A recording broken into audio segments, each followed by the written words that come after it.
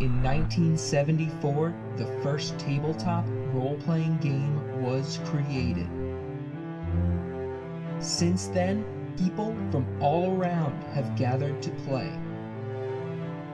Join me as we talk with RPG enthusiasts while they share their best, worst, and favorite moments.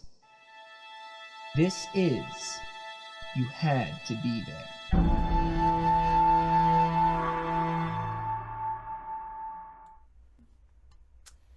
Hey everyone, welcome to You Had to Be There, a D&D storytelling podcast.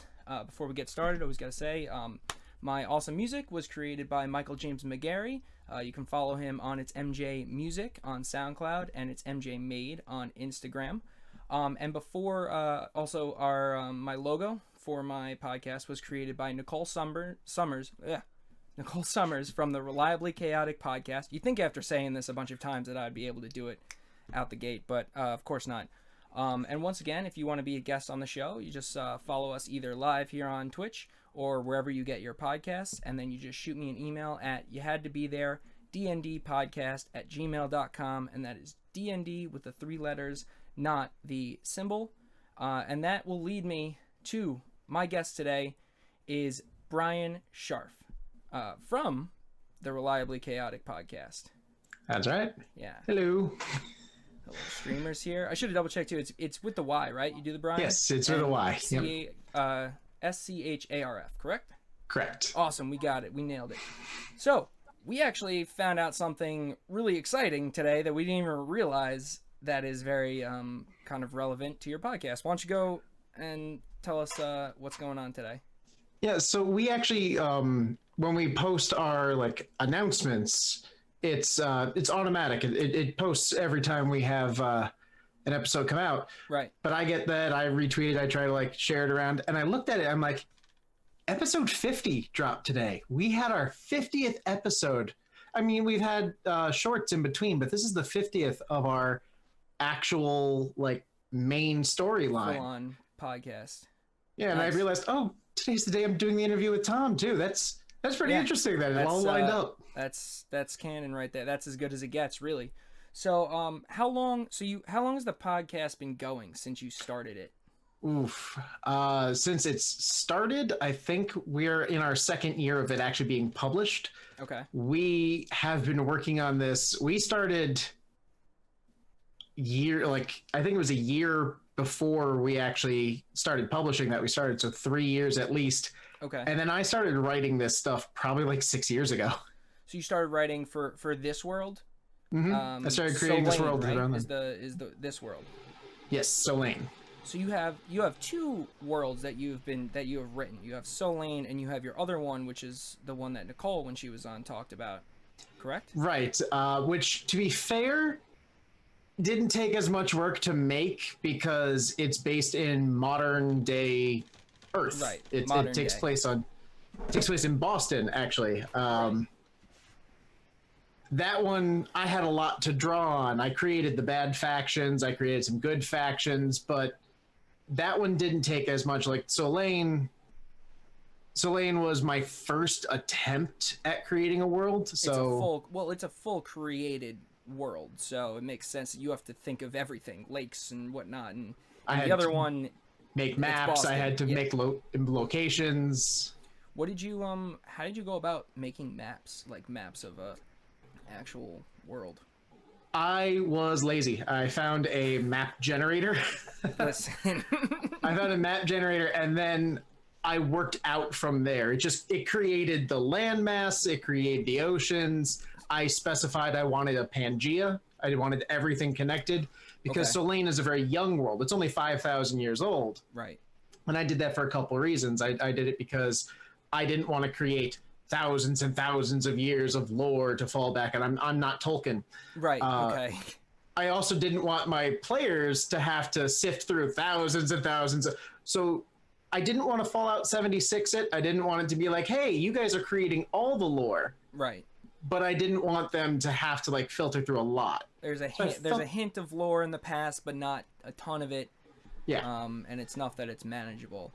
But that's great. I love Faerun. Love Faerun. Right. There's too much to remember. Yeah, I mean, it's and you say you used a map generator. Like, I don't know. Most people don't know cartography and are going to sit there and draw out a ton of things. I'm sure plenty of people who write worlds use a little bit of assistance. Oh yeah.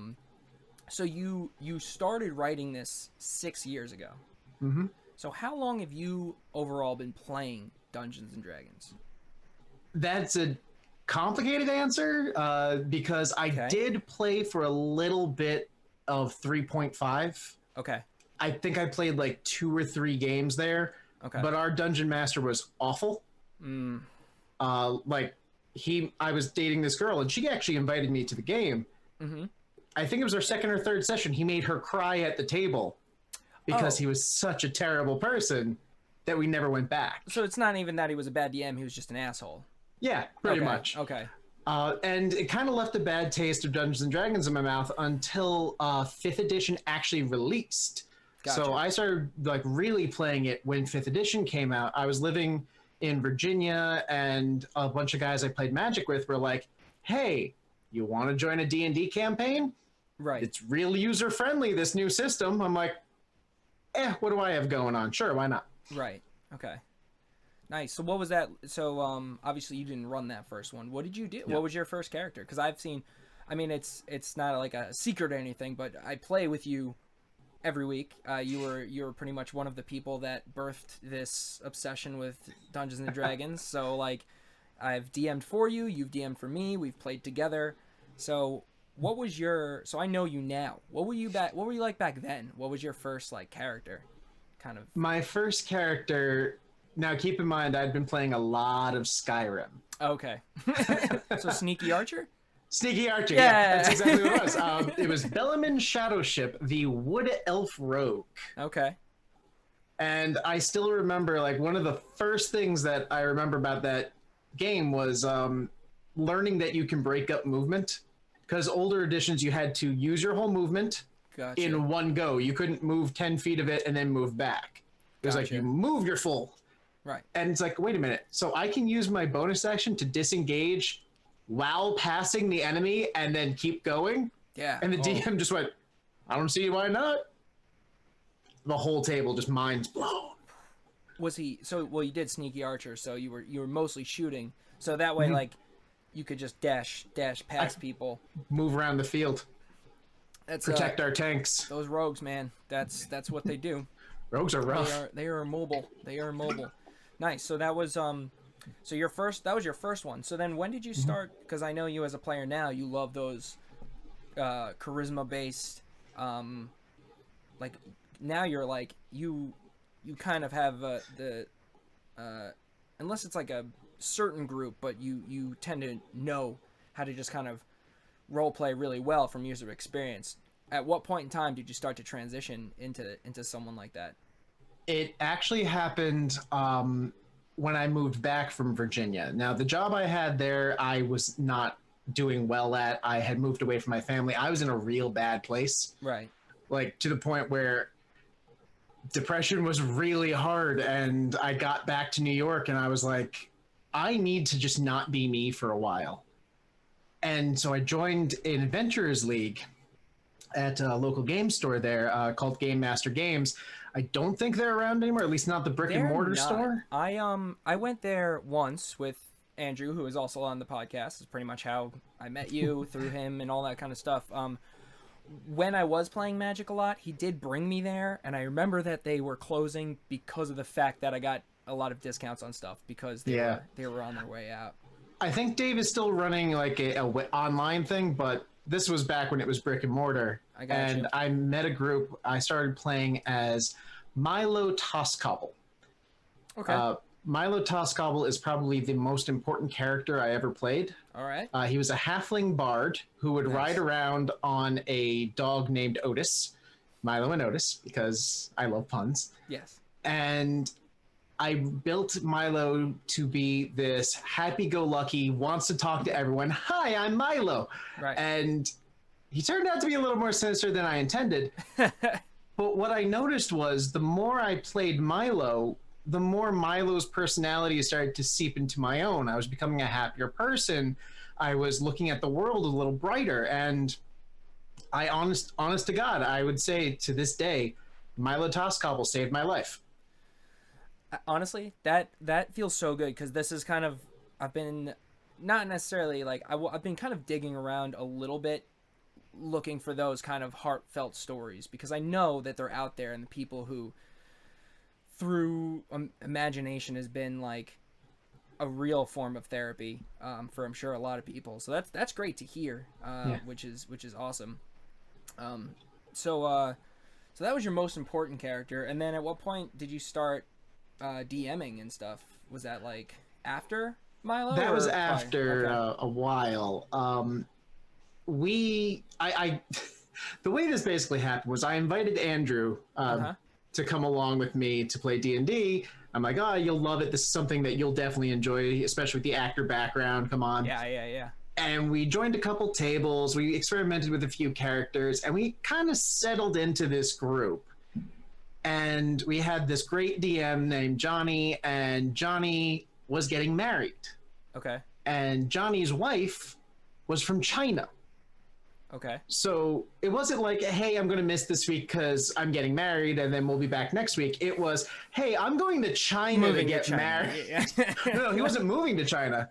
Oh, they had a wedding here, and then they had a wedding there. Okay. Because his wife's family and his family, instead of sending everyone to one place, it was easier for the two of them to book a couple plane tickets and have a different ceremony. That makes sense, especially for a family who was still over there.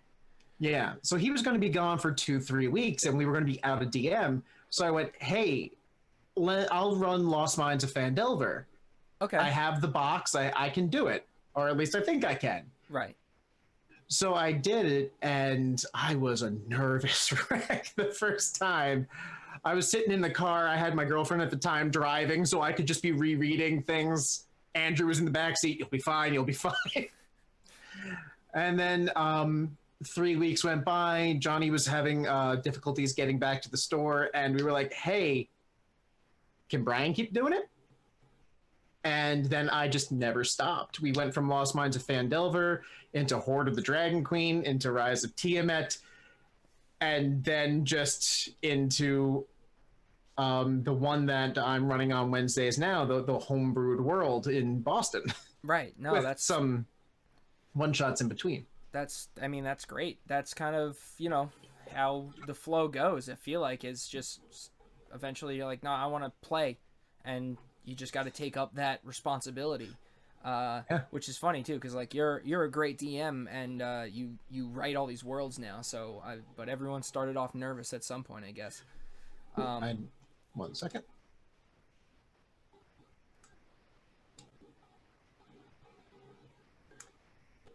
My headphones died on me there for a second. Okay. But I think I'm back now. There we go. All right.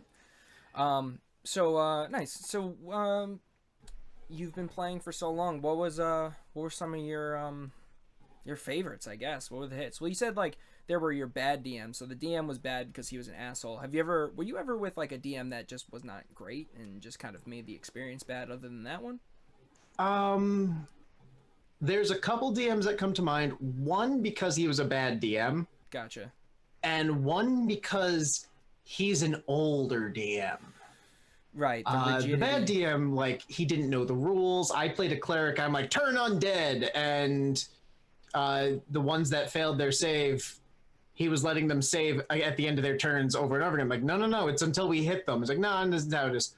Right. Okay. So he basically was screwing us because he didn't know the rules, or he didn't want the rules to be what they were. To be in his favor. Yeah, he felt... I mean, that happens. You gotta just accept that sometimes. A DM is like, sometimes you're just gonna get screwed, and you're gonna be like, this is a lost cause. It's going downhill, and I'm just gonna have to lose here.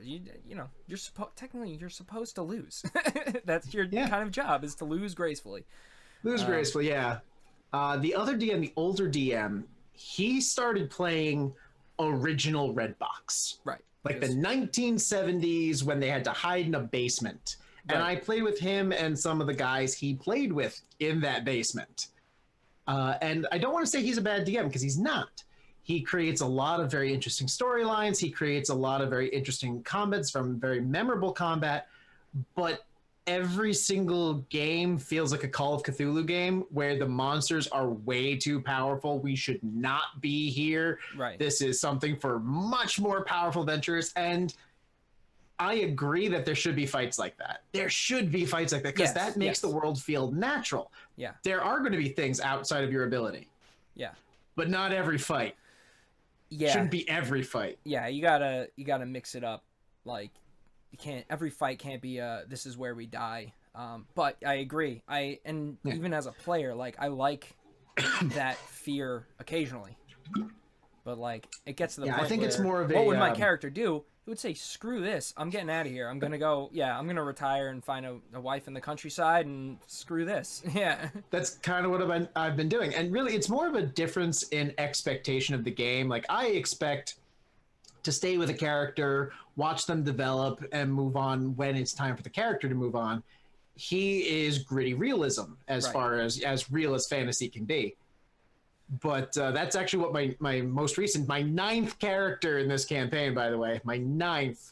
I play a wizard, Abjuration, so I can get those extra hit points. Yeah. And he plays everything safe. He's like, you know what? Let the tanks go in that room. If they all die, I leave. I'm going to stand in this doorway, shoot. And if it's going poorly, bamf out. So you've gone through this many characters because of character deaths, pretty much? Or... Most of them have been deaths. Okay.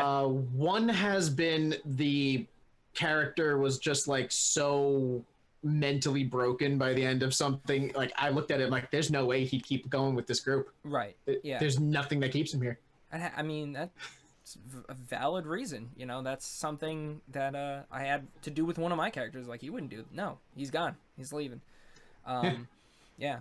It's funny, though, like, because you do like the character development, and maybe something I need to work on is not giving away too much about my character right up front, because the moment you like to push, not all of them, but, like, you like to push my character's buttons, because the moment you find out what they're like, what they need to grow with, you're like, I'm going to make them grow in 2 sessions. My only son! Yeah. It's hilarious. I have a halfling wild magic sorcerer who is afraid of everything, and he has a dwarf ranger that will make him more afraid of everything until he is no longer afraid of anything. We're working on it, but nice. It's sink or swim with dwarves. Yeah, no, you're right. I mean, when I play a dwarf now, I'm like, yeah, that makes sense. So back to, what were some of your favorite moments playing through all these years? Because now you've been playing for, oh man, consistently. Yeah. For, what, 10 years? I don't even know anymore. 12 years? I don't even know. It's a long time, but I have stopped keeping count of years. I think I have a few favorite moments. One of my favorites is, again, back with Milo. Okay. Milo, we were in Adventures League. What kind of a bard was he, if you don't... he was a lore bard. This was back when there was only lore and valor. There were only the two. So he was a lore bard. Cool. And Milo, we were in Adventures League. And the way Adventures League works is if someone at the table doesn't have a magic item, at the end of the session, when you're rewarded with the item, it goes to the person with the least items. Okay. Once everyone has... Yeah, it balances the party. I was given what I did not want because I didn't understand it. Okay. I was given a ring of mind shielding. And I'm like, this item sucks, I don't want it, but I'm the one with the fewest items, so I'm stuck with this ring. Great. Right. And it's like, oh yeah, people won't be able to tell if you're lying. My deception's plus 12. Right. What do I need this for? So we were going through Mole Master, and Mole Master were these like Adventures League games that were based around the Princes of the Apocalypse. Okay. So the elemental cults. And we were going through what we slowly realized was a dungeon built out of an enormous skeleton. Oh. Wait. And it was like encased in the earth. Okay. So we were going through, like, we went in through its stomach. We crossed this like valley of acid, and we're like slowly like, this feels like a stomach. Yeah. Okay. I got you. Yeah. And we got up to the skull, and the DM starts describing this item in the skull. And he goes, anyone who gets close to it, it begins to penetrate your mind. And I'm just sitting there going, wait a minute. I just go like this to the DM. I wiggle my fingers at him, And he looks at me and goes, fuck. Yeah, except for you. Except for you. So I just walked right up to it. Touch, Right. touch, touch. I was fine. Right. So anyone else got too close, they had to start making wisdom saves. Honestly, yeah. Go ahead. There, we hear a wall being excavated. Uh-huh. And we're like, oh no, something's coming in. I'm the only person who gets eyes on this because I can stand in the center of the room. Right. The wall comes down. There are 3 lizard folk, 1 in the front, 2 behind him, and then the guy leading them behind that. And I just go, hi, I'm Milo. And they're all very confused. Cloud of daggers on the lizard folk in front of the guy. Right. Just a lizard blender, just sprays the guy with blood. Our 2 monks rush in, wave the elements, air blast the first one into the cloud of daggers, Nice. spray him with more lizards, throws the other one into the blender, more lizards. In a surprise round, we dealt with 50% of the targets and covered the enemy in goo. That's amazing. That's awesome. What level were you at then? I think we were level 5 for that one, because I know Level we 5? leveled up afterwards. Did you upcast that cloud of daggers? Because inherently No, it the doesn't- lizard folk had like 12 hit points. They Oh, were okay. So really you weak. just These were minions. These were like I got you. That's a cool these were just spell. the guys to bother us while the main guy was casting. The one thing I learned from that spell is always cast it on the person that's about to go next. Because I've cast it on the wrong... Like, I was like, that looks like the toughest enemy. But then another enemy hit me. And I dropped it before. So, like, I was like, oh, actually, that's awful. So, yeah, that's... The timing is kind of crucial with that one. But it is a really cool spell. Timing and placement, because I've used Yeah. it as a choke point before. Like, I've put it at the end of a choke point Right. to make enemies have to backtrack around to get us. So we cleared out one room That makes a lot of sense. and then dealt with them. Yeah, a doorway is perfect for it. Because you have to either go through it or figure out another way around. Because, yeah, it's only 5 foot. So you're like, it's one person. So that's a good one, though. So I was going to say, the ones... When they failed the wisdom save, what happened? Do you remember? They were like stunned. They like it kind of like meh. So they're all like, trying to get closer. Yeah, and so I could just walk around. I reached up, grabbed it, put it in a bag, let the people who could punch things, and then we just walked out. Yeah, that ring is actually one of the It was best magical unbelievable. items because a wisdom save is like one of the most common ones you have to make. Mm-hmm. So that is a And the thing is, it magical wasn't item. like it gave me any advantage on a wisdom save. It was just that the thing couldn't penetrate my mind. Right. Other things to make a wisdom save would work, obviously. And to be fair, this was when the game just came out. We could have been reading that completely wrong, but it definitely brought me into a new appreciation of magic items that are far more valuable than you think they are at the begining. Yeah, I guess it depends. I was playing one with another just friend group, and we got like it was like a stone that you never had to eat, but it was like a one shot. So we're like, this is bullshit. Like we like literally nothing will come of this. Nice. What else? What about this was a question I was kind of thinking of asking a bunch of people because it's just fun. Like, you made so like your halfling obviously you use Lightfoot because you get the charisma boost and stuff like that. Have you ever made a character that like efficiency wise was awful, but you just hung in there for the comedic value of it?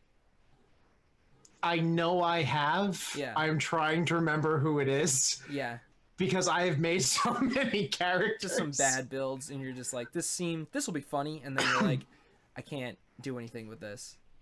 See, the thing is, I had maybe like 10 or 12 characters over the course of these years that I've stuck with for a while. Right. When I became a DM, I stopped making as many characters to play. Right.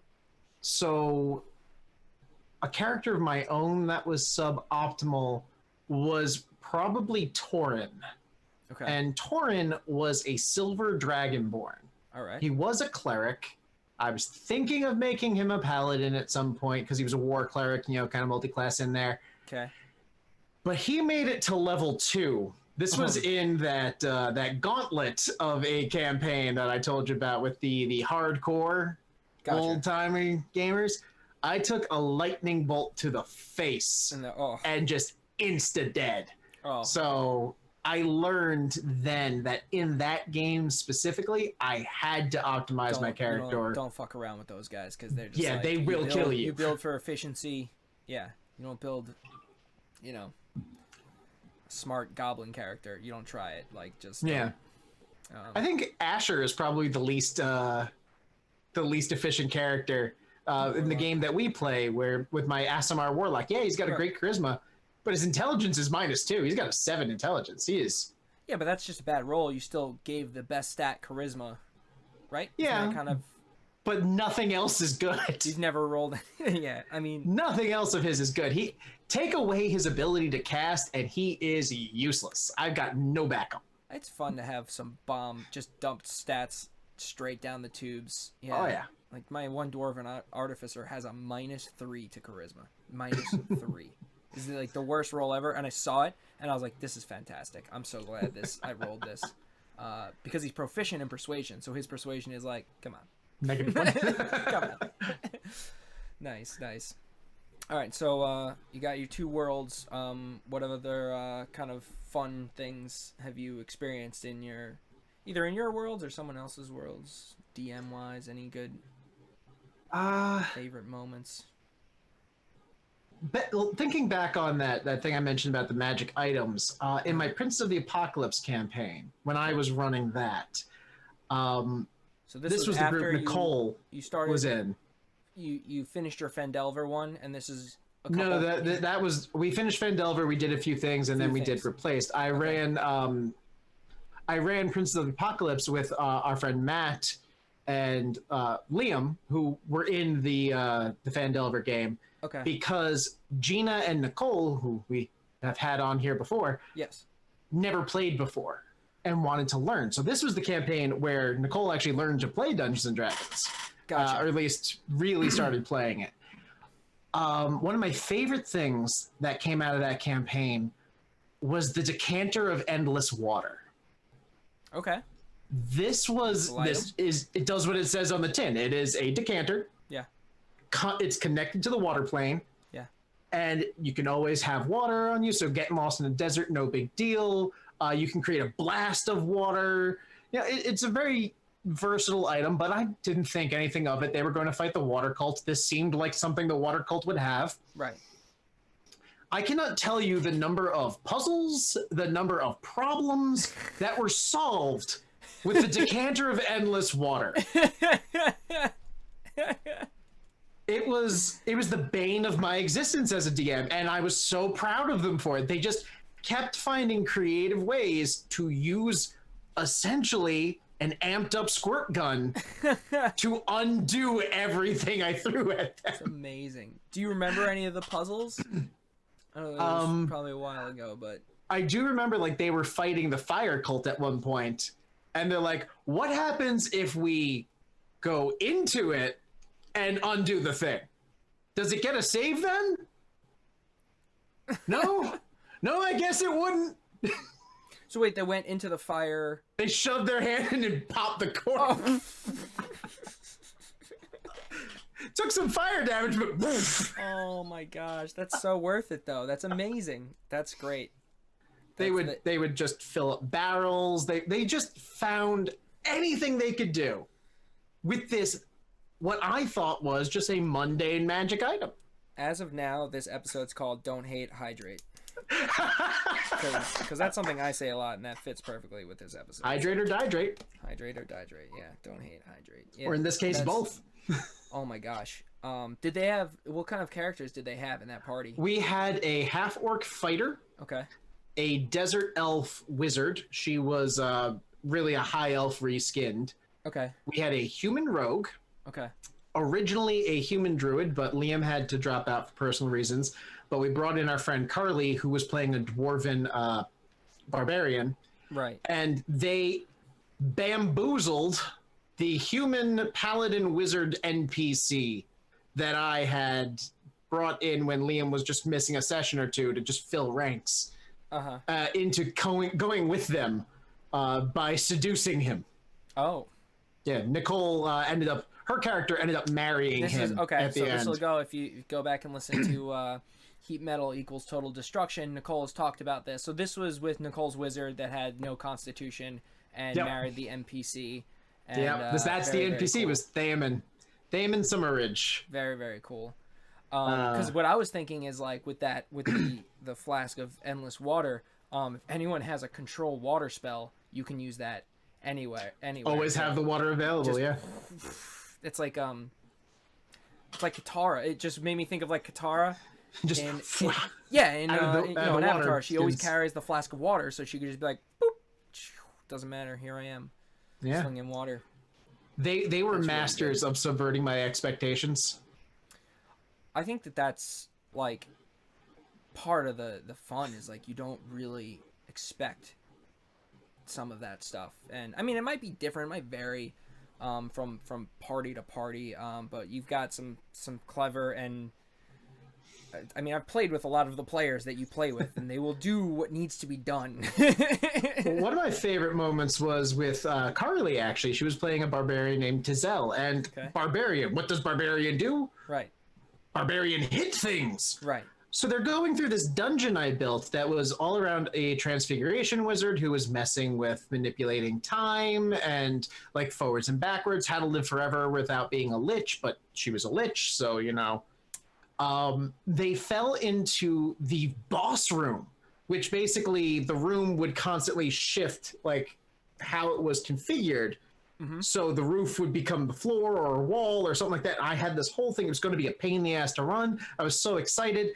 And then Tizel, when she sees the lich turns and is like, "What are you doing in my lair?" And Tizel just goes, "Hi, how are you?" And it was actually written in the what I had written for this. Uh-huh.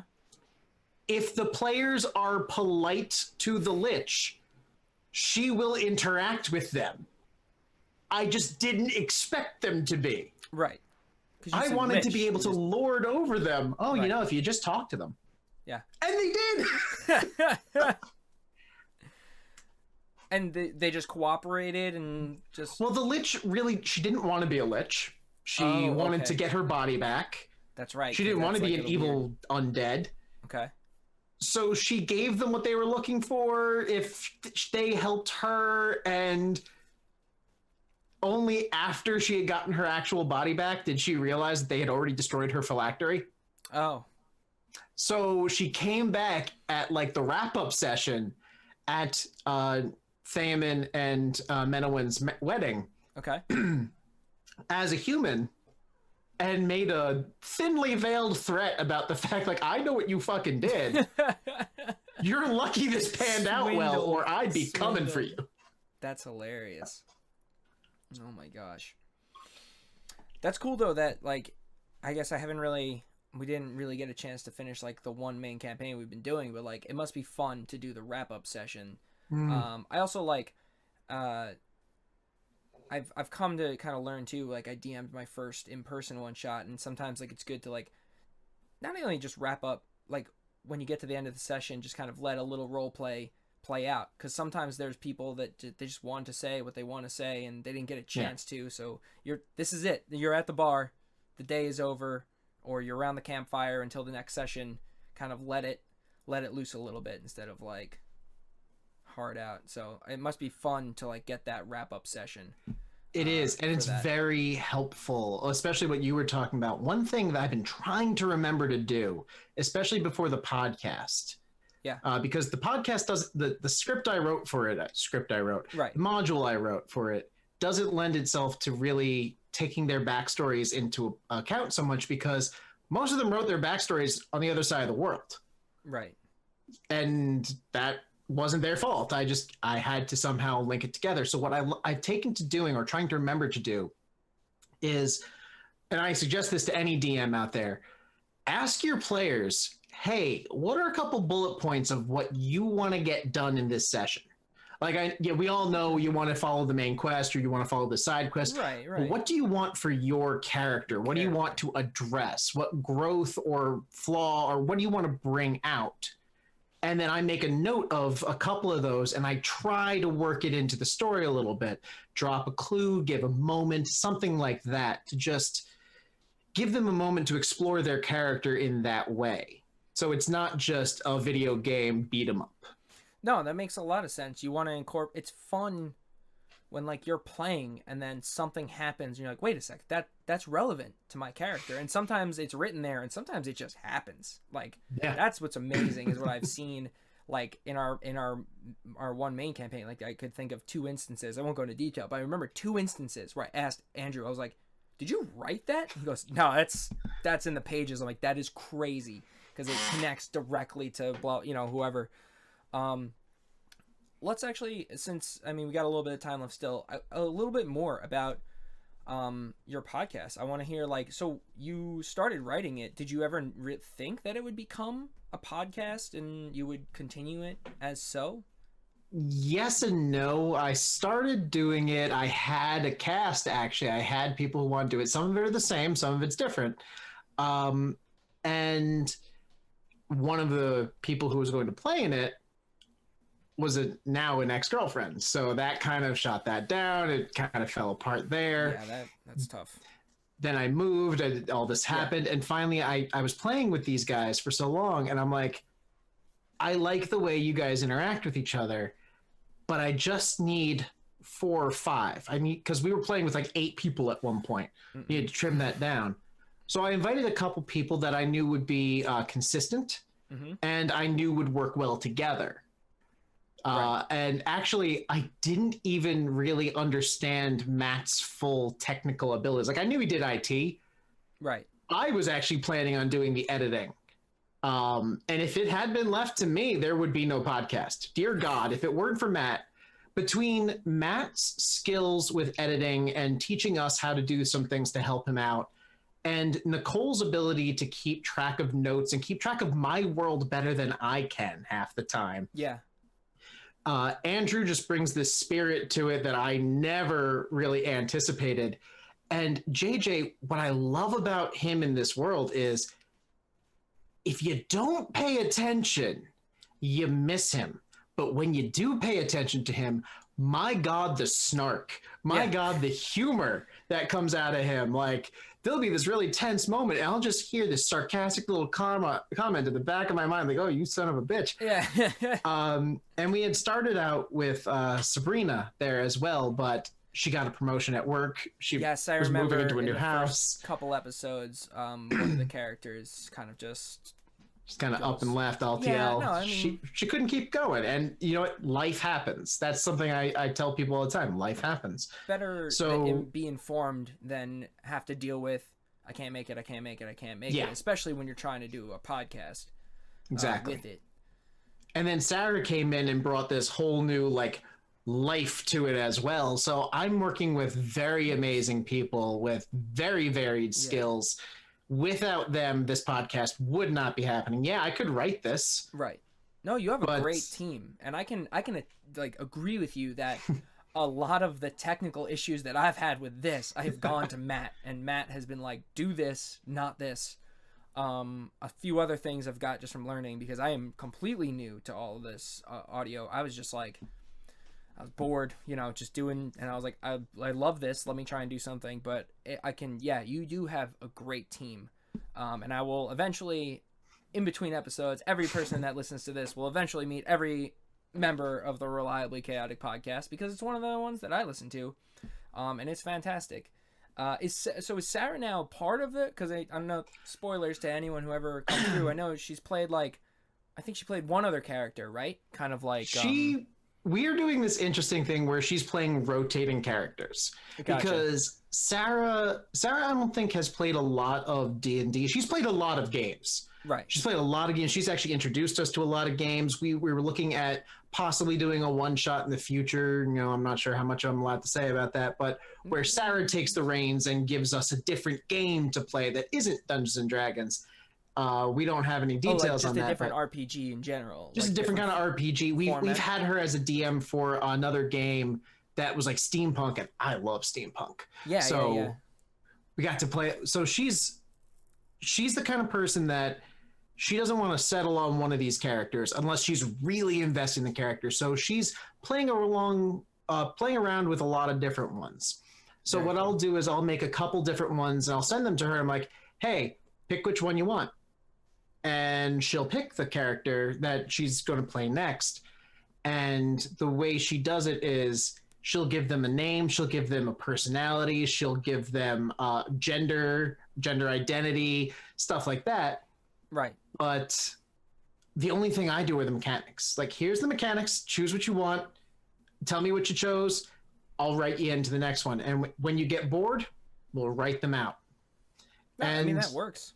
Yeah. Some people don't want to have that overarching character. I feel like it's an expectation. Oh, you're going to play this one character all the way to the end. And sometimes you need to shake it up. I agree. I've kind of, because even with the one shot that I ran, which was great because I ran a one shot, and knowing that I'm too busy, one of the players who was his first time playing posted on Facebook how he's looking for a permanent group, and I feel good. I feel like I birthed a little D&D baby. I'm like, oh, my first one, I got one, I got him. So it's like, but I agree that one of us. Yeah. So it's fun to have that big, deep backstory, but sometimes you just want to try out, a bugbear rogue barbarian, and you're just like, screw it, let's see what happens. You did a fireball after a fireball. One day. With an arrow. Yeah. But this has been a lot of fun. Did you have anything else you wanted to discuss or plug? Well, really just plug the podcast, Reliably Chaotic, at Reliably Chaotic, or find us wherever podcasts are sold. We're free. Yeah, baby. We have a Patreon. If you want to support, we're trying to get a little more in there to help alleviate some of Matt's struggles and frustrations. We actually are going to be taking a week off from our normal our schedule.